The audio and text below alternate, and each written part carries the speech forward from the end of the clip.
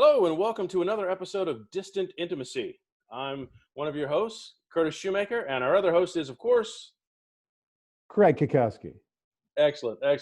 So there was so much response to our first episode, and there was clamoring, wasn't it, for us to be interviewed? I mean, It's amazing how viral it went among a very small group of friends from a 10-year period at one college theater department. yeah. And I think there was at least one person or dozens who wanted us to be interviewed. So, so At least two that I can think of. Two. Yeah. It's more than one. So in today's episode of Distant Intimacy with CNC, I am going to be interviewing the great Mr. Craig Cackowski. Craig, welcome to the show today. How are you doing, sir? Thanks, Curtis. It's good to be here. Excellent. Long time listener. First time guest. Exactly. So everyone knows you as Mr. Improv, I think, at least from us. Yes. I mean, and I know that's your main focus at William & Mary was IT, but you did do some William & Mary theater productions or second season, didn't you? Oh, yeah. I mean, I was a theater major. I did 8 main stage shows in 4 years there. That's impressive. I did a fair amount of black box shows as well. I didn't join IT until my junior year. Really? Yeah, I did an audition my freshman year and then was not accepted my sophomore year. But my senior year, I was directing the group. I blame that on Art or Bill or Sherry. I would say it's one of those who did that. I think they were all gone at that point. They are. No. When you first auditioned, they were. Oh yeah. Yeah, when you first auditioned, I doubt it was me saying, no, he's funnier than I am. We can't have him in the group. No. So you left William & Mary and went to Second City. Yeah, I wish it happened that quickly, but yeah, I moved to Chicago. Chris Obenchain, who was in IT with me, was encouraging a bunch of us who were in the improv group. He's like, there's this place in Chicago, the Second City, because he had gone to DePaul for a semester before going to William & Mary. Okay. And, we should all go there, take classes. And so Chris and I moved to Chicago in February of '92 together. He auditioned for Second City classes, did not get in, and he was out of Chicago within a few months. And I ended up studying at this place called Improv Olympic or IO, and that was kind of my home theater for about 3 years. I studied with the great Del Close and Sharna Halpern. And eventually I was hired by the Second City company and spent about 6 years with them touring and then doing some shows on their equity stages. Wow. Because for most people in this country who aren't in the business or know things, if you say improv comedy, they'll think of Second City, the TV show Whose Line Is It Anyway that they remember seeing, and maybe Upright Citizens Brigade. But that's about it. But I know in LA you worked out of a theater, you teach, you have like at least 3 different groups you're in, 4 different groups you're in currently? Yeah, my home theater, the IO West, closed a couple years ago, unfortunately. So I was kind of a freelancer for a while, but my wife, Carla, is artistic director at the West Side Comedy Theater in Santa Monica. So I have an inn there. So that's where I've mostly been teaching. I've been teaching for close to 25 years now. Kind of molding the young minds of a new generation of improvisers, several new generations at this point. So I enjoy that just as much as I enjoy performing. And then my duo with my wife, Orange Tuxedo, is kind of my main improv outlet at this point. When travel is open, we travel all around the country and the world. Is there a problem with travel? Is there a travel? I've heard that there might be some issues with travel, but yeah. We've had to cancel a number of trips this year already. I can imagine. Now, I remember when we last saw each other in person was at the anniversary or founding party of IT at William & Mary as part of the film festival. And I remember you gave a workshop to improvers there and some of us oldies. And I remember watching. And I remember when we learned improv, we learned yes and. But you said something brilliant after that, and I wish I could remember it. Because it's not so much yes and for you, it's something else. What is it?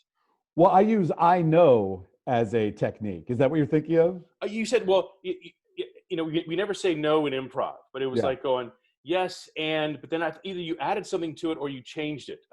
Yeah, I think I use I know as a technique, and yes and is more of a metaphorical Okay. device, I think, for improv rather than a literal tool to verbally say every time. And so, but a lot of teachers do yes and exercises. So you get a lot of scenes that are like, we need to clean the bathroom, yes, and we need to clean the kitchen, which you've kind of made a lateral move there. You've doubled your workload. You have to clean 2 rooms, and you're not sure why you had to clean the first room yet.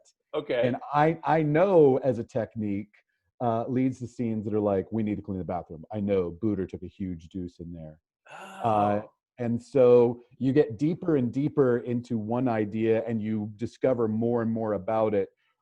Yes, and sometimes can lead to scenes that are like, yes, and tangents just off the 17, right. Okay. you know, where I think veteran improvisers can take one subject and go micro into it, get deeper and deeper into one scene, one relationship.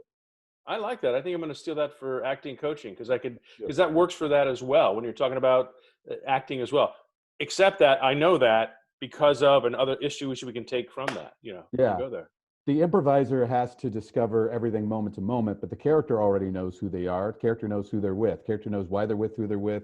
Character knows where they are. Character knows why they are where they are. Character knows what they're doing. Character knows why they're doing what they're doing. The improviser has to figure that all out through context clues, one line at a time. But if you pretend like the character already knows, most of the job is done for you. Oh, excellent. Oh, okay.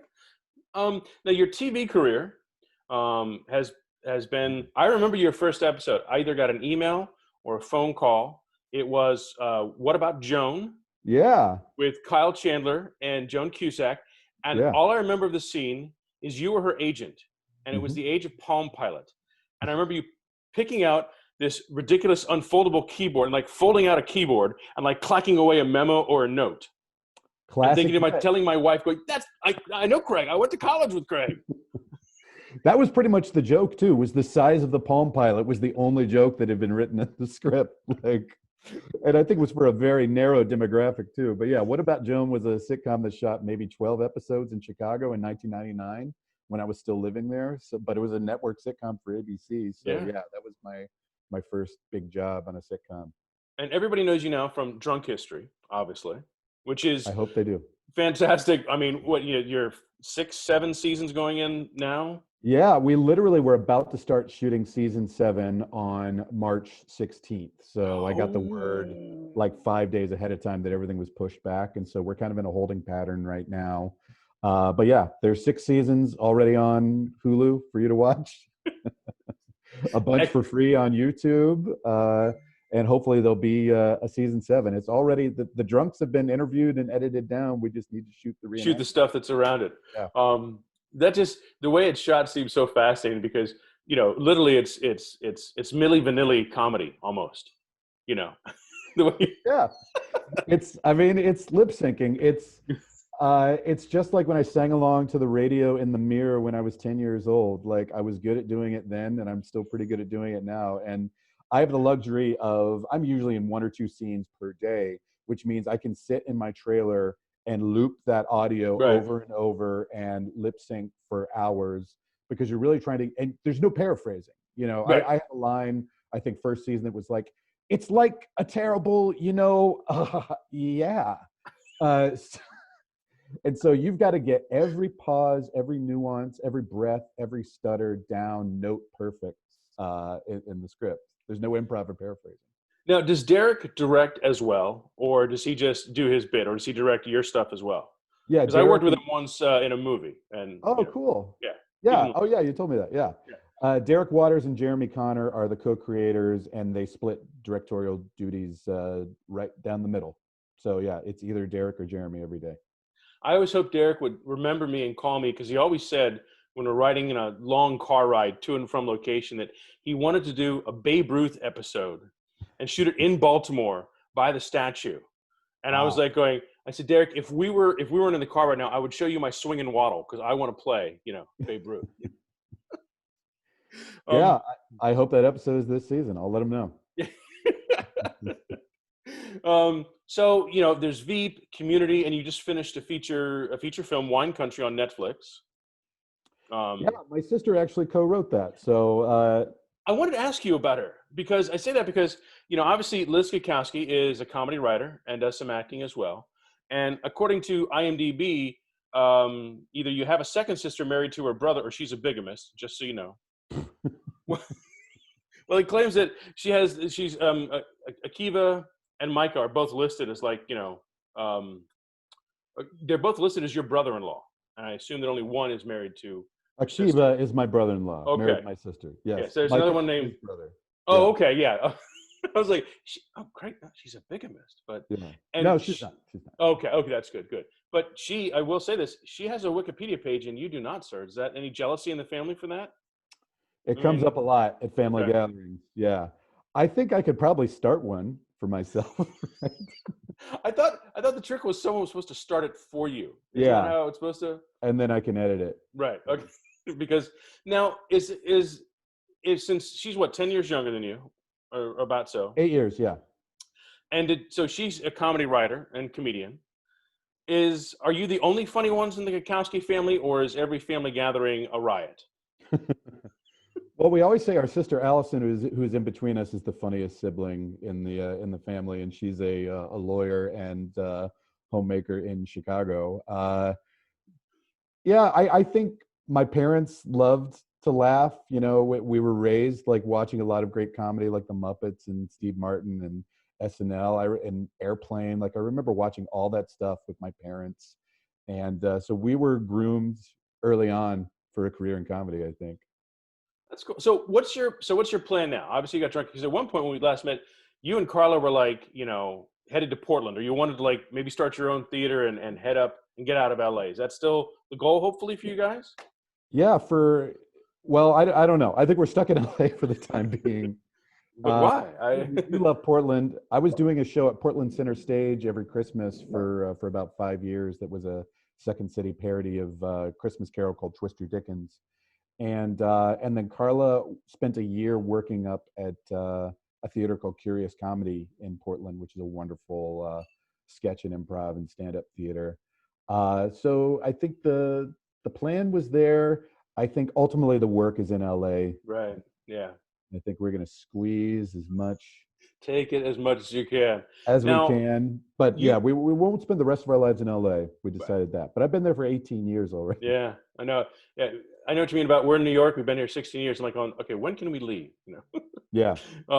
So you also are a podcaster. Your 100 Movies podcast. I have not listened to all the episodes, but I know you. I know you're factual. You actually risked your marriage by making your wife watch 100 movies with you, and then comment. And we're so close to the end too. We've had this podcast for close to 4 years at this point. It's called Craig's List, and back to the time that I was at William and Mary, like I'd always kept a list of my I 100 remember. movies. I remember. Yeah, it changes and evolves over the years, but yeah, in sequential order, we've watched the movies from 100 to 1, and we put out our number 2, The Godfather, a few weeks ago with Kevin Pollak as our guest, and Excellent. we're down to number 1, which is Schindler's List. We're having a hard time getting through it. Uh, Okay. I mean, it is a movie for our times currently. I mean, it is, I mean, it's no Tiger King, I guess, Tiger King is way much easier to watch. Yeah. But yeah, Um, we're gonna finish it this week, and I think I record that final episode. oh, excellent. Yeah. So something for all of He's our been a viewers to trooper. check out as well. Yeah. Wow, that's just so roughly how many of these of your 100 favorite movies of this list you've been compiling since high school has your wife gone, seriously? Really? I would say 20% of them. Like a lot of them are her favorite movies as well. But she's been a good sport. She did not care for Blue Velvet. Okay. All right. All right. Did not Yeah. hold up for her. Not much of a fan of the work of Stanley Kubrick. Reservoir Dogs was not a favorite. Yeah. Was it because of the violence or because no one cared about the violence or that whole mixture of, Yeah, I think it's the violence, and a lot of my movies are just very male driven. Scorsese also not a big hit. Really? Yeah. Wow. So I But she guess liked Goodfellas. okay. All right. Go figure. I don't know. As we wrap this up, we've been talking since we are William and Mary focused here. Best Richard Palmer moment that you remember? I remember doing Coriolanus, which is my freshman year. You were probably a junior, right? Yeah, it was Uh, junior year. yeah, that was the first big thing that I was cast in, and I was playing Cominius. I think I only played characters 60 years old and over my entire William and Mary career. Because yeah. I mean, we were character actors. Right. Even. I just remember Richard smoking his pipe, and it was like a cherry tobacco that like I can still like I can smell that kind of sickly sweet cherry tobacco that he used. And I just remember there was like a long line of us lined up in some stage picture because we were in a military Right. procession, and he was kind of going down the line, like giving notes to us and kind of blowing pipe smoke in our face. And I kind of like comically gave a and I got a laugh out of him. And he had been, this was early on in the process, and I really wasn't a part of the theater department at that point, and I was scared and intimidated by him. Yes, And definitely. that was like a little moment of levity between us. And I think from then on we were pretty close. And he directed me probably 3 or 4 times the time I was there. Like a lot of great memories, great shows. Good. Excellent. Well, I want to thank you for joining us on Distant Intimacy today. And we'll be back with another episode soon. We'll see what happens then. But thanks for joining us, and hope everyone enjoyed it. Have a good time and stay safe out there. Stay safe.